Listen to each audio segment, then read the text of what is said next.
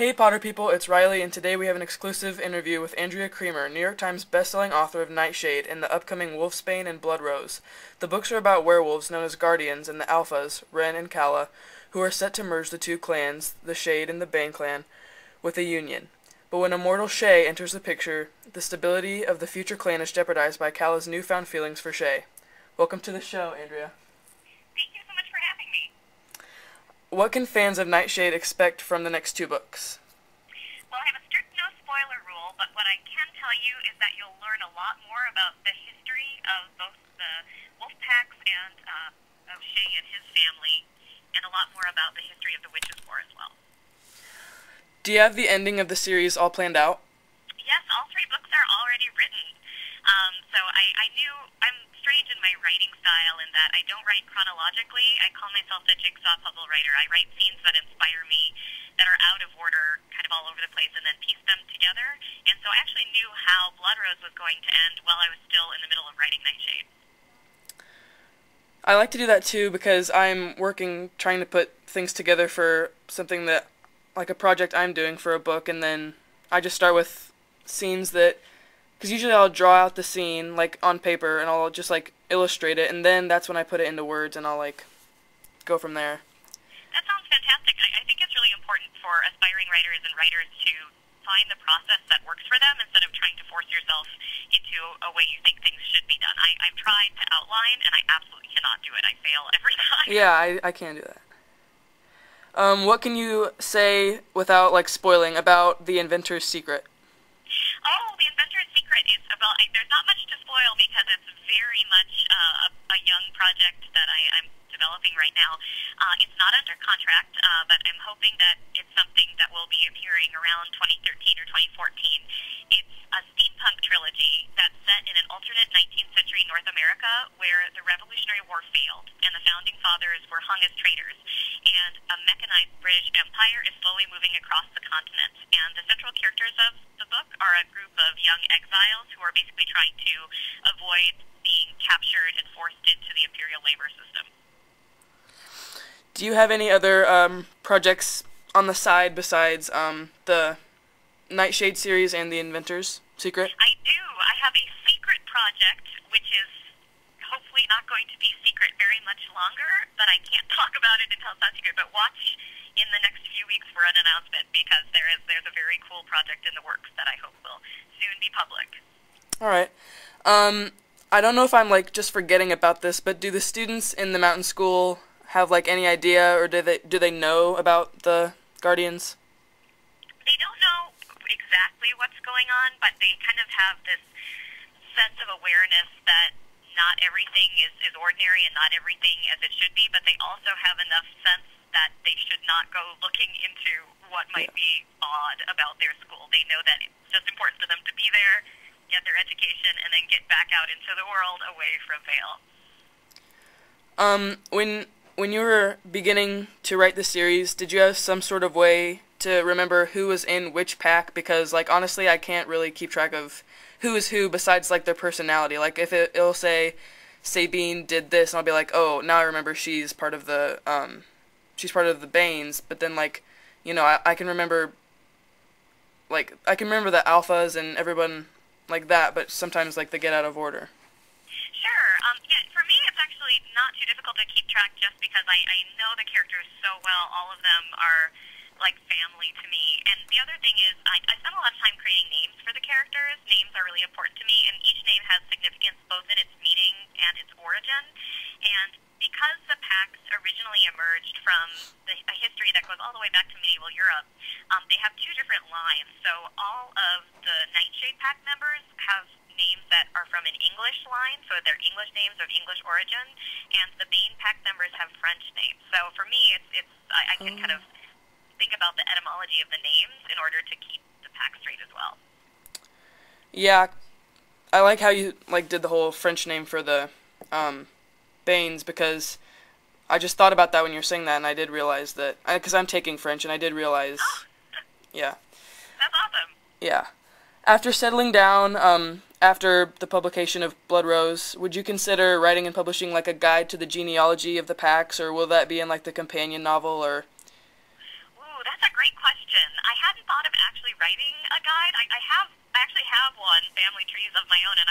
to. So if Penguin is interested in partnering in creating a guidebook like that, I think it would be really interesting because you can see not only the lines of the packs, but also the keepers have a very interesting ancestry as well that would be great to be able to share. So I asked about the companion novel. Is it going to be like a structured storyline, or be like you said you didn't think about doing a guide, but like is it like a big structured storyline or something like that? Yeah, the companion novel, it's tentatively titled Rift, but that's not official yet, and it may change. And it will be released in the fall of 2012, and it's about the origin of the Witches' War. And it's set in Scotland in the 1400s.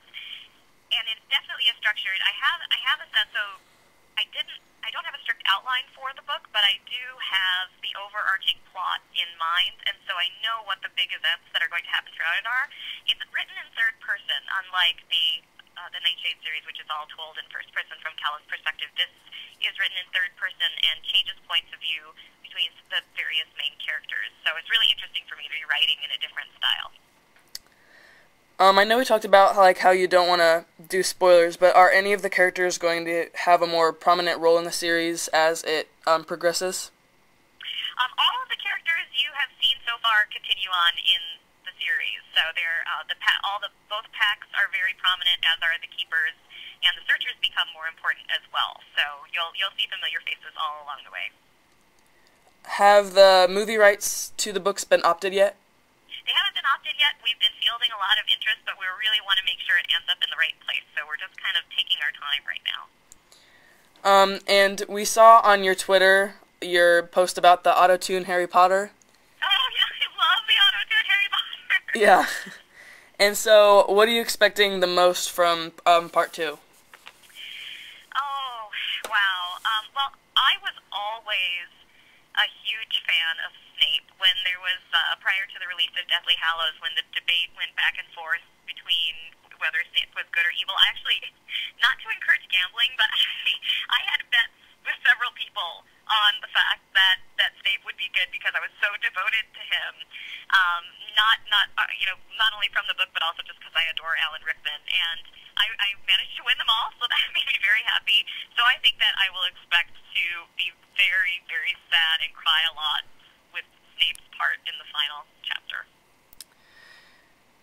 Who is your favorite character from the books that you write? Oh, that's really hard because, especially because they're wolf packs, they're all so important to each other that I have a really hard time choosing one. But I would have to say, forced to make a choice, I would probably say Ansel, Calla's younger brother, because he's the only character who is at all based on a real person. I don't tend to base my characters on people that I know, but when I was writing Ansel, I realized that he was pretty much my own little brother when he was 15, and so I just feel very close to Ansel's character because I'm very close to my brother, and he reminds me so much of the relationship that we have. Did any characters in other works inspire the personalities of any of the characters in your book? I think that the character that really had an influence on the writing of Nightshade was probably Buffy from Buffy the Vampire Slayer. It's my favorite television show. I own all 7 seasons, and I probably have most episodes memorized. And I just knew I really wanted to tell a story where the heroine wasn't just having an adventure because she met someone with magical powers, but that she was the one with power, that she was in control, and that she was trying to figure out what it meant to have that kind of power and what her place would be in the world. So I think that, and also just the banter and pop culture dialogue that I think makes Buffy really unique and really wonderful, really, I think, shaped the tone of the book as well. If you could ask any author one question, what would it be? Wow, that's a really tough question. Well, especially since we're doing a Potter People talk today, I would love to meet Jo Rowling, and I would like to ask her and I know she's been on a few interviews lately, but I'd really like to ask her what she dreams of writing next, like whether she decides to actually start writing again or not. Like what would she really love to write? Just because I think she's got such wonderful tale spinning ability, and I would love to know how her mind works. Yeah, because I think that after a while, like she talked about how she was happy when she finished Harry Potter, which I guess for the fans isn't like a good thing that she's happy that it's done, but at the same time she was pressured with like deadlines and the plot, and so I think that probably while she was writing the books that she probably got like sidetracked and started thinking about realistic fiction or historical fiction or Hmm. Yeah, I think, and I also think when you spend so much time in a world and a story that sometimes you do want a chance to step out of it and try something else. So I'm just really curious as to what other genres or what stories draw her and what she might be interested in working on. what's your favorite book or book series of all time? My favorite book of all time is Watership Down by Richard Adams, and it's actually the one thing that Cal and I have in common. We're very, very different people in terms of our habits and personalities, but we both have the same favorite book. It's a story about rabbits, but it's actually way more than that. It's just got incredible, it's an epic journey and has this incredible mythology built into it that I think is really wonderful. And then my favorite series, I would have to say, is it's a tie between the Harry Potter series and David Eddings' Belgariad and Malorian, which are a fantasy series that I absolutely adore. Going back to The Inventor's Secret, for people who don't know, could you describe what steampunk is? Yes, steampunk is fabulous. It's a genre that has kind of a cult following, and I think we're going to start to see more and more of it because it is really cool. And it creates an alternate Victorian world in which instead of electricity, things are steam-powered. So if you think about mad scientists meets magic and lots of fabulous gadgets, Yeah. that's what steampunk is. Okay, so now what we're going to do is I'm going to go through quick lightning questions, like you pick one or the other. Okay. So the first one is chocolate or vanilla. Chocolate. Favorite movie. Last of the Mohicans. Well, you already answered favorite book, so PC or Apple. Apple. I'm trying to think of some because I didn't write them down. Oh, that's right. Favorite musician. Florence and the Machine. Favorite current song. Favorite current song is... Oh no, I'm being slow. I'll have to say England by The National. Cake or ice cream. Cake. Cookie or cake. Cookie. Cookie or ice cream. Still cookie. Favorite season. Fall. If you could move away from fantasy and things along the lines of that, what genre would you think that you would be most interested in writing? Horror. Why horror? Oh, I'm a huge fan of Stephen King, and I really have, and this is really interesting to me because I was an incredible scaredy cat for almost my entire life, and I couldn't watch, I actually couldn't watch Buffy at first because I thought it would be too scary, or The X-Files. Anything that was remotely frightening I would steer clear of. And as I've gotten older, I've actually gone a 180 on that and now am fascinated by things that are frightening, and I actually really love scary books, and I would love to write a book that genuinely frightens people. Yeah. What's your favorite band book? Oh, my favorite band book would be Their Eyes Were Watching God by Zora Neale Hurston. What's that one about?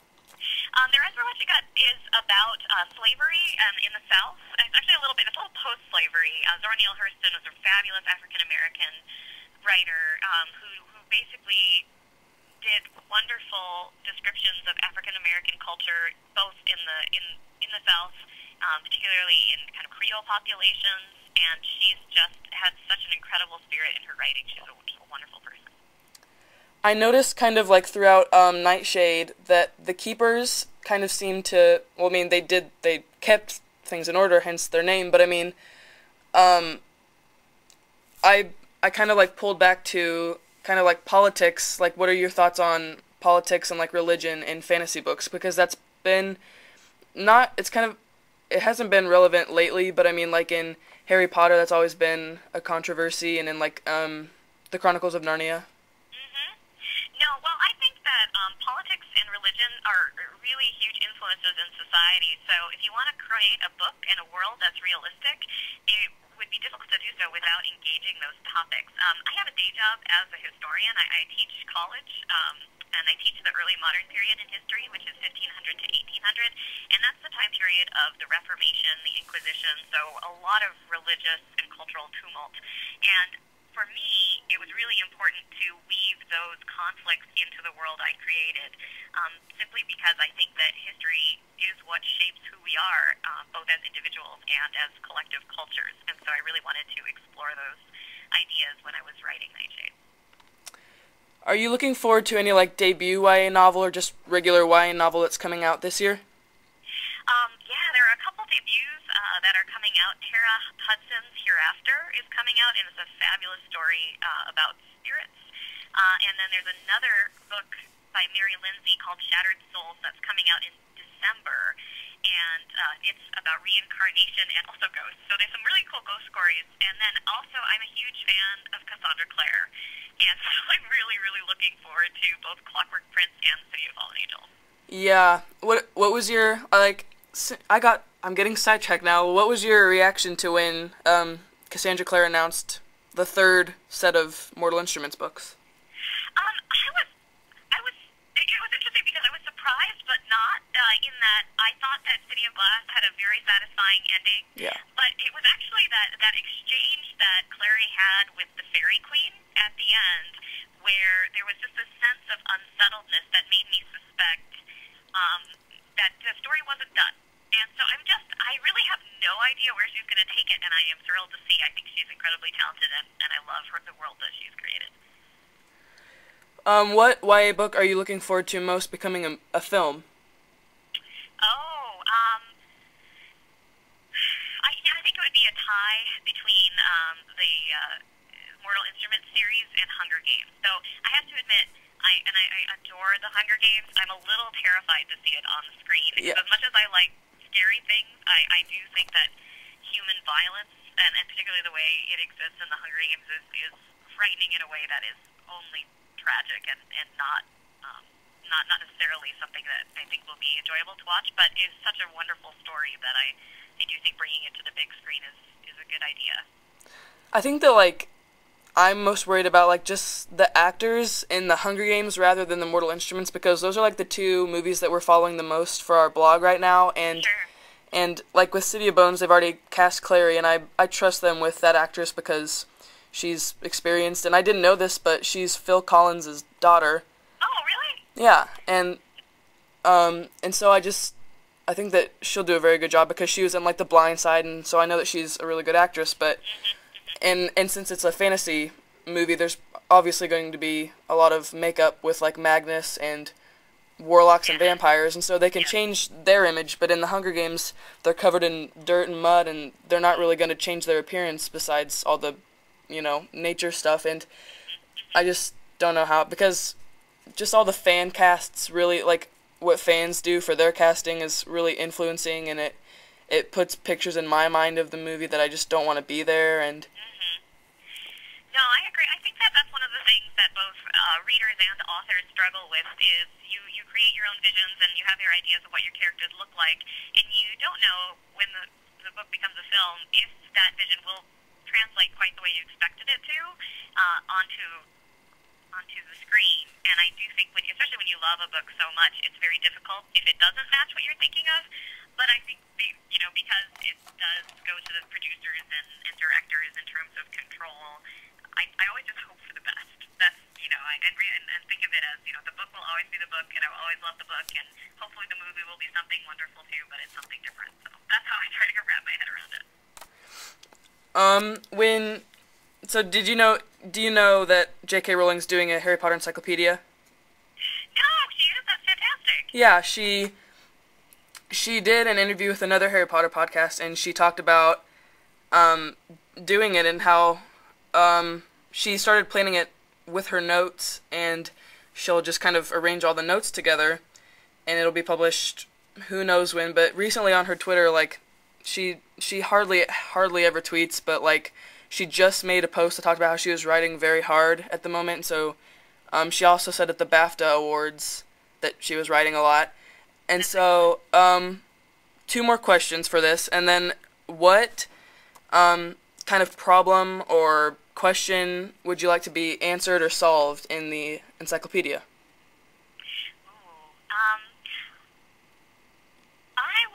like to know more about. I would like to know more about the process of dividing Voldemort's soul in the Horcruxes. How did he do? How could he do that? How did he? What was that breaking up of the soul like? And how did that spell work? Because I think it's a fascinating idea. But I didn't really. I don't think the process was explained. So I'm just really curious more about how Voldemort went about that. She did say how he chose the objects to imbue with power. Yeah, because she did say in that same interview that she was going to write that, but she didn't want to announce it publicly because she thinks that in her mind it's really grotesque, and I can't imagine what it is. I just don't have any clue. And she talked about. I would expect it's grotesque, and I think that actually kind of it ties into my. I think that I'll write something in horror eventually. So I would imagine that it sounded like it was a very brutal sort of process. And then, last question, if you had any relationship from Harry Potter answered like a character that wasn't given a complete love life, who would it be? I actually was very satisfied with the way the relationships tied up in Harry Potter. So, there wasn't one. I think if I could take anything, if I could change anything, I wish Hedwig hadn't died. Yeah. I loved the owl so much, and I really was so sad when that happened. And so for me, it would be about resurrecting Hedwig as opposed to fixing her, because I was pretty happy with all the relationships. I am too, because the only character I really mattered most about knowing who ended up with was Luna, and J.K. Rowling said that Luna ends up with a guy named Rolf Scamander, who's the grandson of the guy who wrote Fantastic Beasts and Where to Find Them. That's great. That matches Luna like completely. Yeah, absolutely. But like I also want to know like kind of like the people who stood in the background, like since Lavender dated Ron, I kind of want to know who she actually did end up with, and just because I don't know if you knew this, but originally Dean Thomas was supposed to be a main character. Oh, really? Yeah, he was supposed to be. I mean, not like Harry, Ron, Hermione, but like Ginny, Neville, Luna, big. Oh, sure. And I mean, I think she did a good job of kind of sneaking him in there, dating Ginny in the 6th book and fighting in the 7th one, but I have a lot of questions for J.K. Rowling. Yeah, I like both Dean and Seamus. I thought they were both great characters. Yeah. Alright, well, thank you for this interview, thank you for your time, and we hope to interview you for Wolfsbane. Alright, thanks so much, Riley. Have a great day, and thanks for your time. I really appreciate it. Alright, thank you.